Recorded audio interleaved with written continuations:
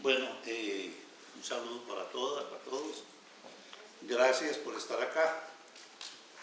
Creo que son estos temas que nos congregan. Además, creo que esta mesa es bien importante por lo que significa en alguna medida en la tradición. Creo que estos dos personajes a mi lado, para mí es un honor estar con ellos esta tarde. Yo realicé unas reflexioncitas, voy un poco a trabajarlas. Yo quiero avanzar, ir más allá de este, que es el último libro mío, Educaciones, Escuelas y Pedagogías en la Cuarta Revolución Industrial desde nuestra América, que ha tenido la fortuna de una buena salida y ya ediciones en 5 o 6 países. Y quiero como avanzar eso. Cuando uno escribe esto, tiende uno como a quedarse en el texto, y quiero como ir más allá de lo que hay ahí. En ese sentido, creo que los 4 aspectos que nos han planteado para este panel, universidad, pensamiento crítico, movimiento social y sindicalismo, son 4 aspectos que están siendo reconfigurados, que están siendo replanteados en este momento histórico. Es decir, que si tuviéramos que hablar de estos 4 temas hace 20 años, no diríamos lo mismo que diríamos hoy de esos asuntos. Y yo quiero como introducir la reflexión y plantear algunos elementos críticos ahí.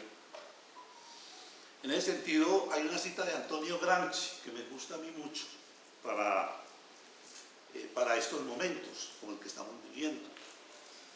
Dice Gramsci: la crisis consiste precisamente en que lo viejo está muriendo y lo nuevo no acaba de nacer. En otras traducciones dice no puede nacer. Y dice él: en ese interregno aparecen una gran variedad de síntomas mórbidos, dice en unas traducciones. En la otra dice: aparece una gran variedad de monstruos. Y creo que ese es como el sentido de este tiempo. Hay una Confucio tiene un aforismo que también a mí me gusta mucho, que refleja más o menos esto de Gramsci. Y Confucio dice: la crisis es un instante entre 2 claridades. Y el problema es que estamos en el instante. Y hay una claridad que fue, y hay una nueva claridad que en el sentido de Gramsci no acaba de nacer. ¿Por qué se está dando ese interregno que llama Gramsci? Yo coloco 6 cosas, cada una de esas daría para, pero que son las que nos tienen que colocar para hacer un análisis, colocarnos en un otro lugar para hacer el análisis. Lo primero es que estamos viviendo un tiempo de una mutación. George Chapman, un premio Nobel de Física, dice que situaciones más o menos semejantes solo se han vivido una vez en la historia de la humanidad, hace 12.000 años, en el momento en que se produce el paso, en el Neolítico, el paso del mundo nómada al mundo sedentario y conforme a la agricultura. Él lo va a hacer como físico, tratando de mostrar que el hecho fundamental ahí es la construcción del lenguaje oral hace 10.000 años. Porque él va a poder entrarle a la crítica a la tecnología de hoy en día, diciendo que siempre ha habido tecnología y que el gran asunto es que lo que crea conciencia no es la tecnología misma, sino el lenguaje con el cual se construyen las herramientas. Les recomiendo ese libro, es precioso, se llama Ser sabios convertidos en profetas. Además, eso hace que él salga él dirigía el Instituto de Ciencias de la Unión Europea y sale y se va a la educación.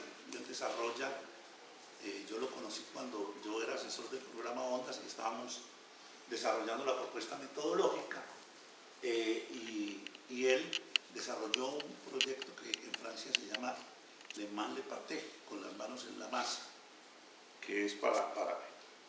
El segundo hecho que crea ese interregno es que estamos en un paso entre la tercera y la cuarta revolución industrial.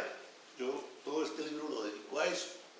O sea, ¿qué significa que ese paso se esté dando en estos momentos? Cada cosa de estas daría para una reflexión muy larga, pero las dejo ahí pintadas, punteadas, para que ustedes vayan buscando. Y él dice que acá en este paso entre tercera y cuarta, la característica, por ejemplo, para los que trabajamos en educación es muy importante, porque el hecho de tener el paradigma anglosajón en educación como el dominante, hace que la educación se reelabore desde ese paradigma dominante. Y eso nos ha llevado en el último periodo a una homogenización de la educación bajo la dirección de la OCDE, del Banco Mundial y las agencias multilaterales, ahora con las 5 grandes transnacionales de la tecnología. Y una característica que es lo que de este tiempo es que la velocidad del cambio. Mientras se necesitaron 200, 250 años para las 2 primeras revoluciones, 60 años, y se plantea que vamos a tener la quinta entre el 2025 y el 2030. Eso es muy importante porque el capitalismo, al moverse sobre ese... El tercer elemento nuevo que nos coloca en ese espacio de interregno que llama Gramsci es el capitalismo cognitivo. Es decir, el capitalismo cambió de forma. Y precisamente para un trabajo, pensando en la universidad, pensando en la educación, es fundamental. ¿Por qué? Porque la ciencia se convierte en fuerza productiva. Y al convertirse la ciencia en fuerza productiva, nos vamos a encontrar que en alguna medida también hoy el control se va a hacer desde que cambian las formas del trabajo. Y esas formas del trabajo muy potentes son las formas del trabajo inmaterial. Esto es bien interesante porque, por ejemplo, hoy, yo acabo de estar en el Foro Social Mundial en una discusión, en una de las mesas sobre qué elementos de Marx hay que replantear para poder leer el capitalismo cognitivo. Por ejemplo, cambia la forma del valor de uso, cambia la forma de producirse la plusvalía, el tipo de plusvalía. Son discusiones que apenas estamos abordando, pero que es importantísimo para los que venimos de una tradición crítica. El cuarto gran elemento del interregno es que estamos frente a una crisis ambiental, que yo prefiero llamarla un terricidio, porque es la tercera vez o sexta en otras organizaciones que se produce se va a producir una extinción de la vida en el planeta.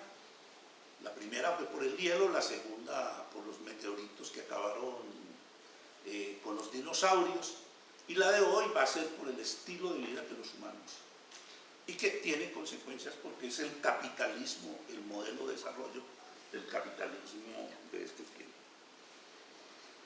Y el quinto elemento de interregno es la sindemia. Nosotros preferimos no hablar de pandemia, sino de sindemia. Dicen los antropólogos que una sindemia es cuando se juntan 2 pandemias y sus resultados son más desastrosos que la suma de los 2. Y aquí lo que se unió fue una pandemia de tipo biológico, COVID-19, y una pandemia de tipo social, el neoliberalismo, que había desmontado los sistemas de salud y el estado de bienestar. Y por eso los más afectados en el mundo son los pobres. Pero además de eso, hay 3, para que ustedes luego entren, hay 3 videos que les recomiendo, películas para ver esto muy bien. Una es una que se llama Home, Hogar en inglés. Hay que verla, es preciosa, muy bien hecha. 2, una que se llama, que fue la película de los Oscars del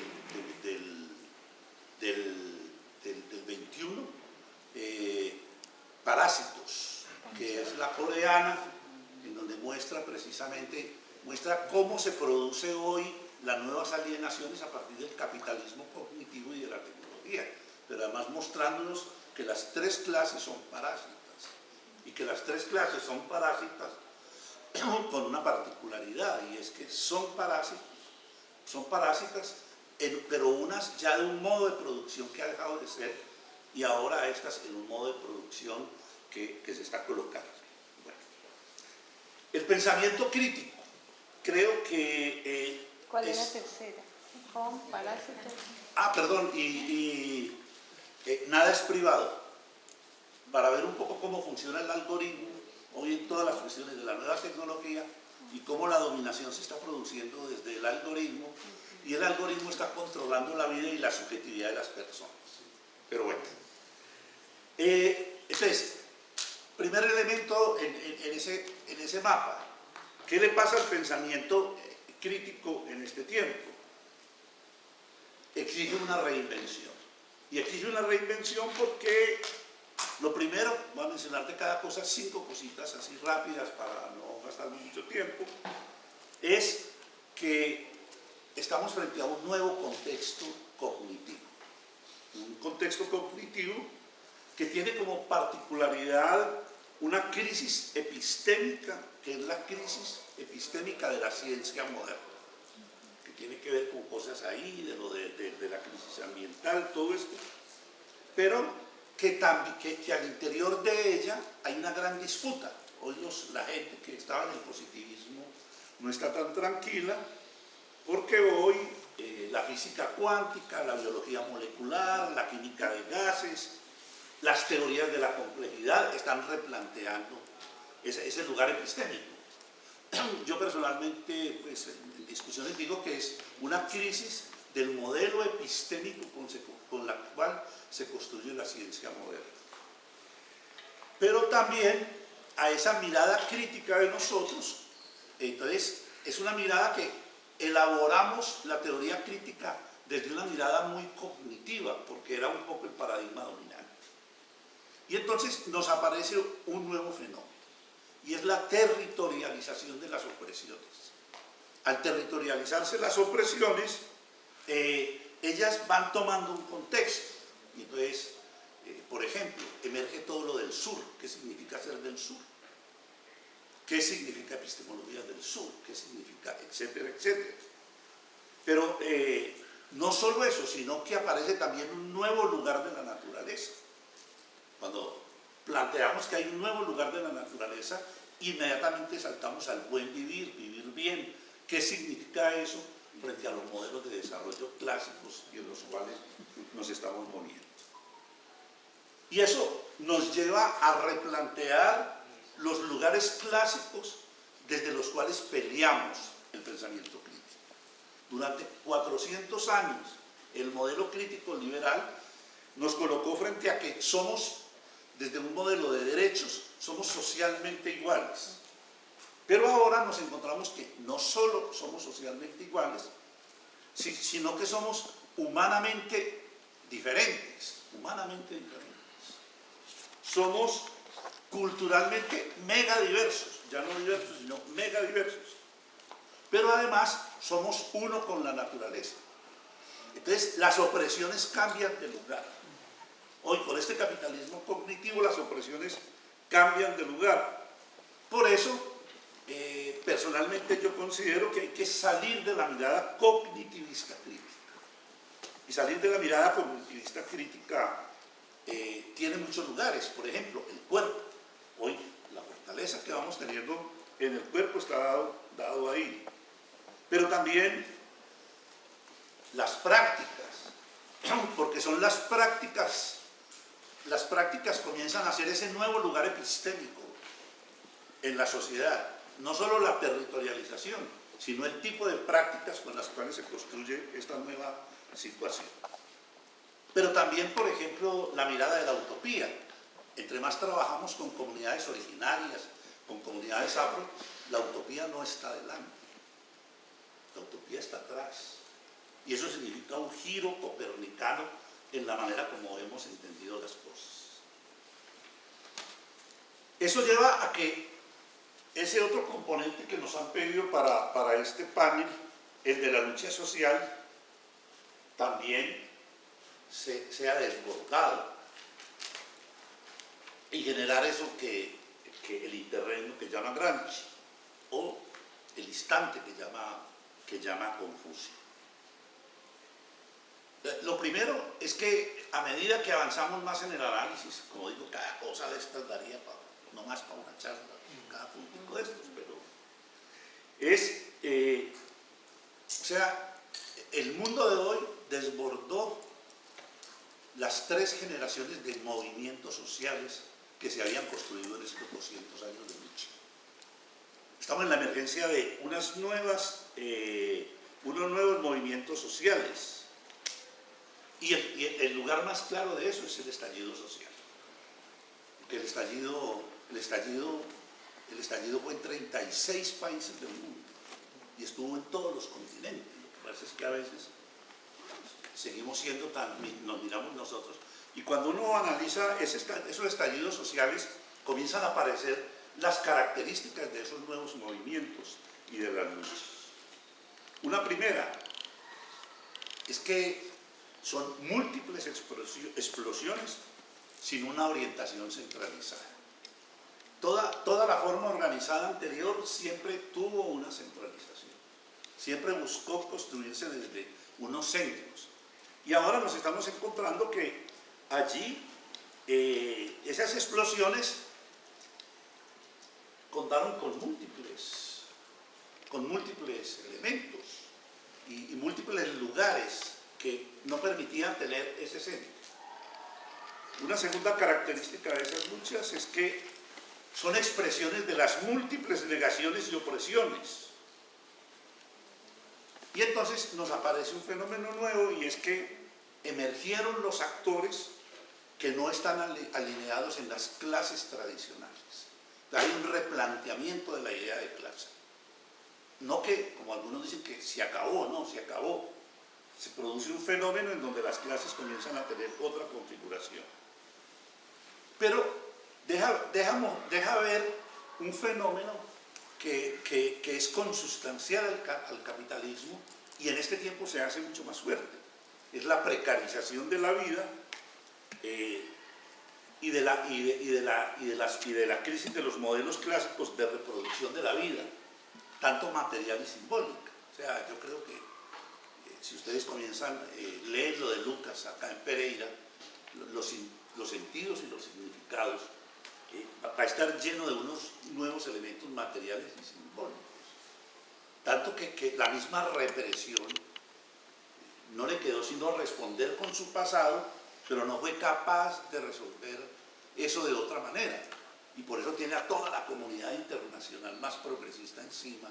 En estos momentos el fiscal colombiano está acosado por mucha gente del mundo, de las mismas Naciones Unidas, porque terminaron dando una respuesta muy tradicional a eso. Y usted comienza a ver y el fenómeno es lo mismo aquí, y es lo mismo en los países de África que se dio, tiene también característicos en algunos países del este. Y aquí creo que para nosotros que nos interesa esa cosa de los movimientos, lo que hizo ese estallido fue fragmentado. Y una singularidad fragmentada que encontró una nueva forma de construir los comunes. Un día que hacía yo un análisis un poco más largo con alguna gente de obrera en Bogotá, en un evento nacional que tenían ellos, les dije, pues, eso es tan claro que en el momento en que fueron a evaluar, ustedes se encerraron en el Jorge Eliezer Gaitán, los chicos estaban afuera, los indígenas estaban afuera en la calle, y ustedes decían que ustedes eran los que mandaban el paro. Y ustedes tuvieron que irse del Jorge Eliezer Gaitán a encerrarse en Cafán, y todos los otros que habían construido unos comunes distintos, porque ustedes ya no eran capaces de entenderlos, se fueron a la concha acústica de la Universidad Nacional a deliberar allí. Ese fue la evaluación del 8 de diciembre después del 21 de la universidad. Yo creo que la universidad está viviendo la peor crisis en los 800, 900 años de vida de la universidad. ¿Por qué? Porque el conocimiento y los saberes, y por eso enmarco aquí saberes, porque esto va a tener que ver cómo vamos a luchar nosotros,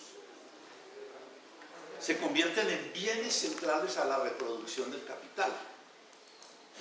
No en vano, ustedes lo saben, muchas de las producciones farmacéuticas de tipo químico tienen un origen biológico, y tienen un origen biológico en los conocimientos y las sabidurías ancestrales que pasan de lo biológico a lo químico. Y aquí se produce un fenómeno que es, a mí me parece de lo más interesante.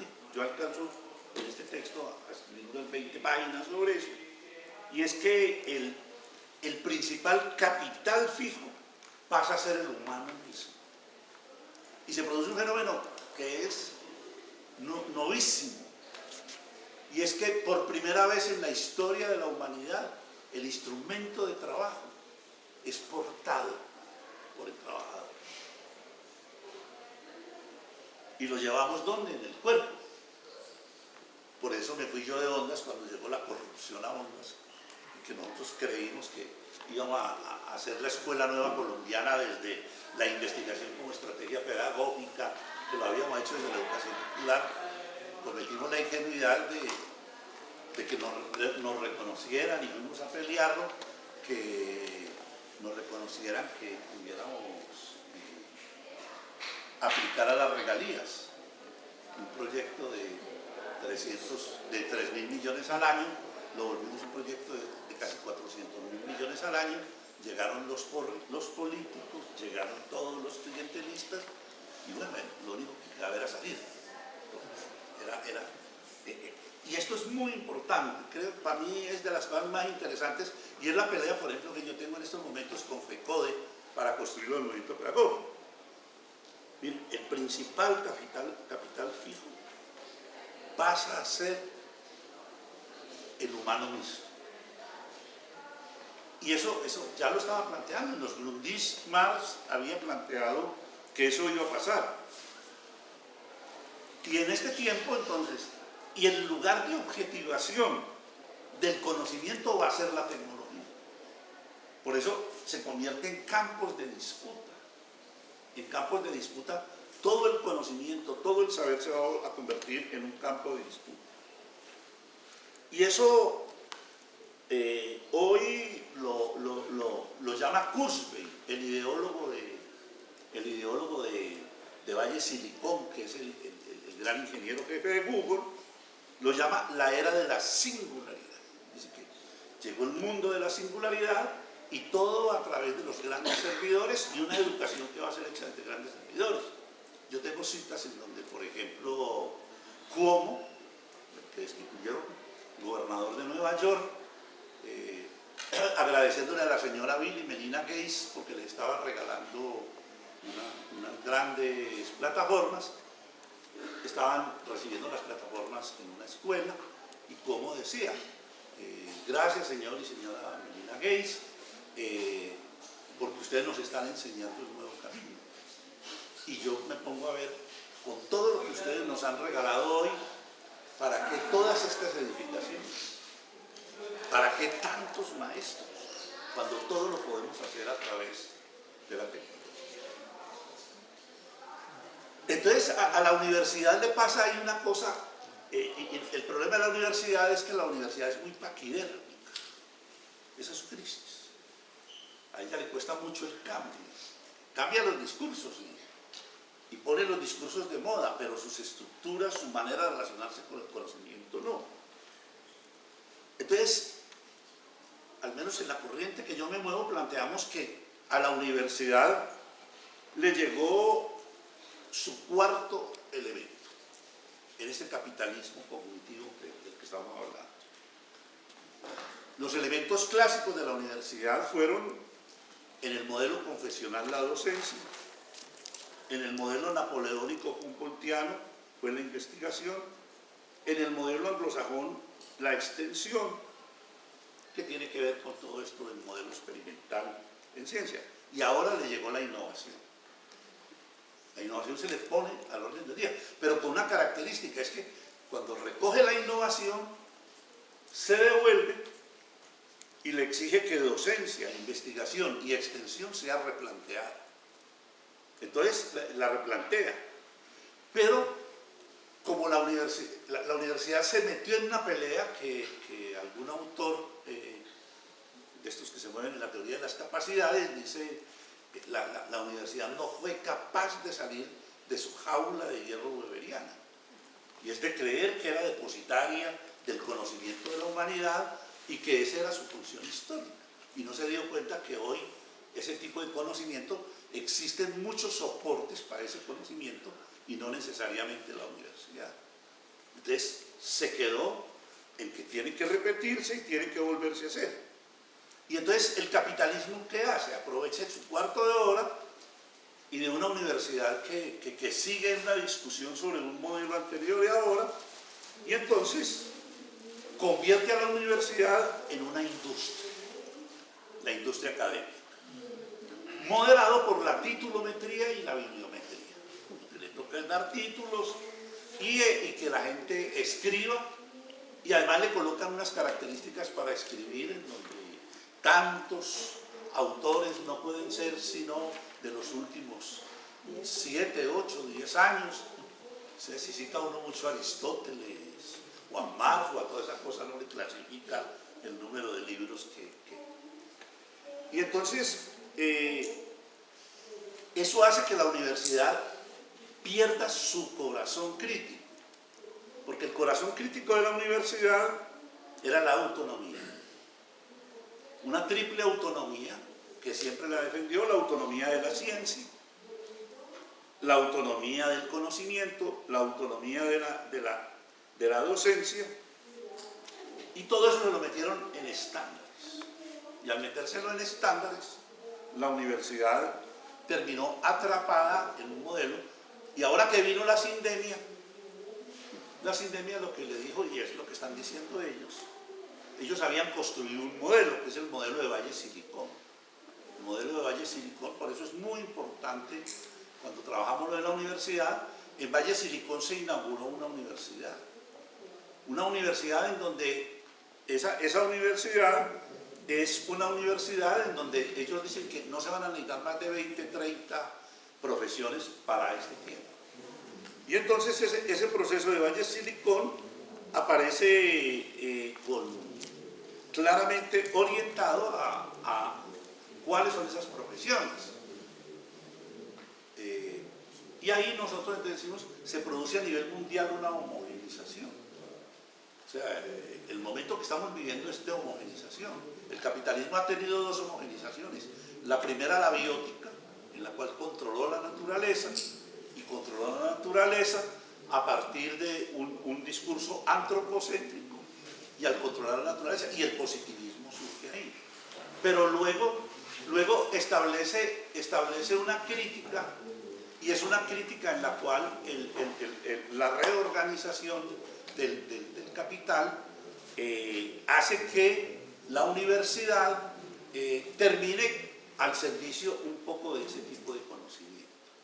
Y le pasó ahora. O sea, vieron que en la sindemia la universidad seguía funcionando administrativamente, las bibliotecas seguían funcionando, las clases seguían funcionando, y hay una corriente mundial que anda diciendo: ¿para qué la universidad como la tenemos? Con todo lo que significa de gastos, hagámosla de otra manera. Pero no solo eso, sino que ya hoy, a partir de Davos, Google y ya los grupos han comenzado a decir que hay que acabar la escuela de profesiones, porque el mundo lo que necesita son competencias. Hoy usted puede matricularse en Google, cada competencia le vale $280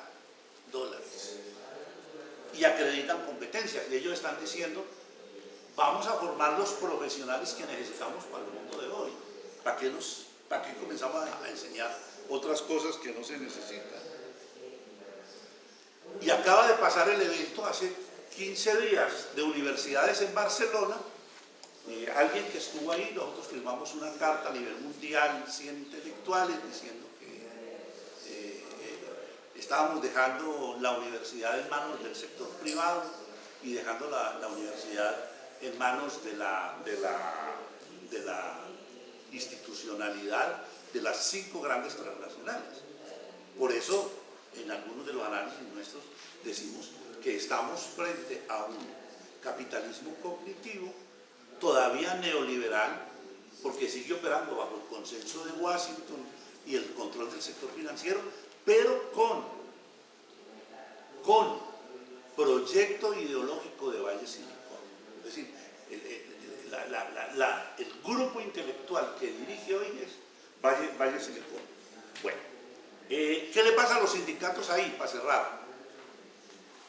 Los sindicatos, desde luego, va a ser una de las organizaciones más golpeadas, porque los sindicatos son de la primera generación del movimiento social. En ese sentido es urgente una resignificación del sindicato, volver a cuál es el lugar del trabajo en la sociedad hoy en día, cómo se produce el trabajo, qué significa en estos casos. Creo que hay que cuestionar profundamente los saberes gremiales.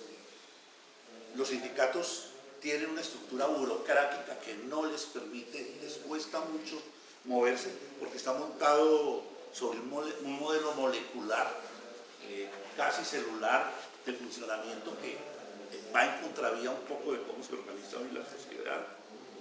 Por eso, hoy es necesario que los sindicatos de la educación puedan hacer propuestas y entrar a disputar en el sentido de Stanislao Zuleta. La educación es un campo en disputa, los sindicatos tienen que entrar a disputar no solo la contratación, sino el proyecto educativo o la homogenización que tiene el capitalismo cognitivo hoy y que tiene sobre su eje lo que nosotros llamamos el asalto a las pedagogías, la despedagogización, donde lo importante son los contenidos, no importan cómo, que en escuela básica es el maestro y la maestra del 1278. El apagón pedagógico global en donde es la organización de la tecnología para llevar a superar estos procesos. Y en alguna medida consideramos que es necesario también, al reconocer el asalto a la pedagogía, es necesario también que los sindicatos de la educación, universitarios y todo, se hagan la pregunta por la pedagogía en este tiempo y cómo la pedagogía... Bueno, todo eso significa, en últimas, estamos frente a una transición de la idea de comunidad y de la idea de comunidad que lucha. Yo voy cerrando ahí porque ya el tiempo me comió, pero quiero cerrar con la cita de Freire. Freire dice: la educación no cambia la sociedad, pero forma a las personas que van a transformar el mundo. Y eso es muy importante. Es decir, la educación sola no cambia la sociedad, pero un buen maestro lo que hace es formar a las personas que van a transformar el mundo. Y por eso es tan profundamente subversivo. Por eso hoy nosotros estamos en educación en todos los campos, planteando la reinvención, la reconstrucción del movimiento pedagógico a nivel nacional e internacional para enfrentar la cuarta y la quinta revolución industrial. Y que esa construcción se hace de abajo para arriba, desde los procesos. Bueno, muchas gracias.